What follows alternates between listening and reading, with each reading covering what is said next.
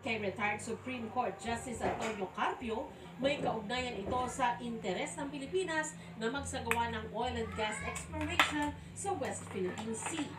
They're putting pressure on us on inflation, now on revolution, just to tell us don't get the gas to rig back. But we should get the gas to rig back. It's a matter of national security.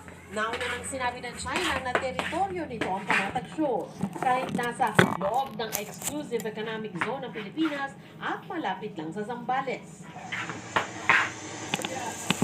Banta o ba nasa soberenya ng China ang paglalayag ng Pilipinas doon kaya itinaboy ang barko ng Philippine Coast Guard at BFAR. Pero sunod-sunod ang pahayag ng suporta sa Pilipinas ng iba't ibang bansa, kabilang ng Japan, Germany, Australia, Canada at European Union. Tinawag ng Amerika na harassment ang pambobomba ng China. Kinundi na rin ito ng United Kingdom. Para sa GMA Integrated News, Sandra Aguinaldo, nakatutok 24 oras. Ikinagulat at ikinalungkot naman ang pamilya ni Denise Cornejo ang hatol ng korte laban sa modelo. Gayunman, kalmado pa rin nila itong tatanggapin ayon sa grand uncle ni Cornejo. Dagdag pa ni Rod Cornejo, nananatili pa rin ang hinahon at integridad ng kanilang pamilya. Nagtitiwala raw silang sa tamang panahon ay maitatama ng Diyos ang mga anyay pagkakamali. Bukod sa utos ng Pangulo na review sa minimum wage, mas mainam umanong gawin niyang urgent ang pagsasabatas ng umento sa sahod ayon sa ilang senador.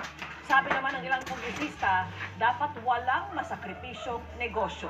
At nakatutok si Tina Panglibantera. Umaaray si Ani, hindi niya tunay na pangalan. Ang natatanggap niyang 610 pesos na arawang minimum wage, kinakaltasan pa ng 65 pesos ng kanyang manpower agency. Kulang po siya sa amin na nangungupahan lang and may mga may mga iba pang expenses. Ano ba dapat yung arawang sahod na yun? Komportable ka. Siguro po below 1,000, 800.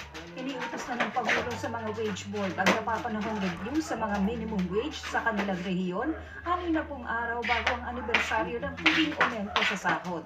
Bagamat suportado ng ilang senador, mas mainam daw kung maisabatas din ang panukalang 100 peso daily minimum wage nationwide.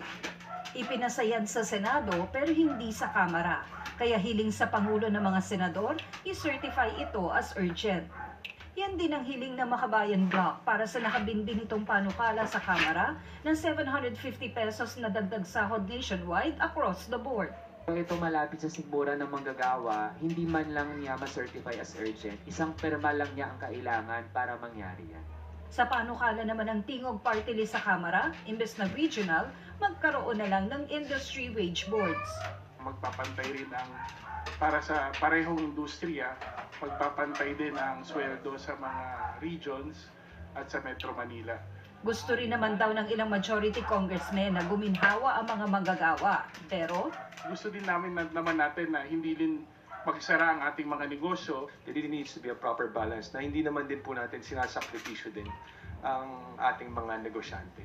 sang-ayon ng Labor Department na kailangan ng pagbalanse.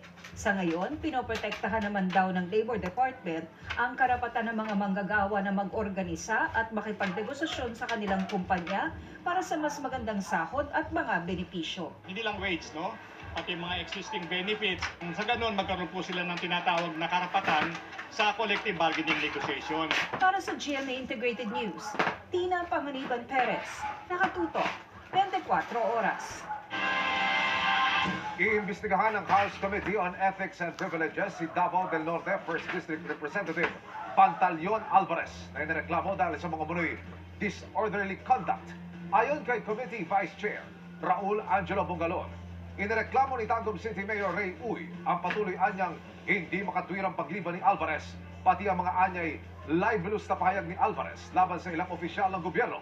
Binanggit din ni Uy ang mga seditious anyang pahayag ni Alvarez nang manawagan siya sa AFP at PNP na i-withdraw raw ang kanilang suporta kay Pangulong Marcos hanggang sa bumaba siya sa pwesto. Bibigyan ng komite ng 10 araw si Alvarez para tumugon sa inihaing reklamo. Sabi ni Alvarez, hahayaan niya ang komite na magdesisyon kaugnay nito.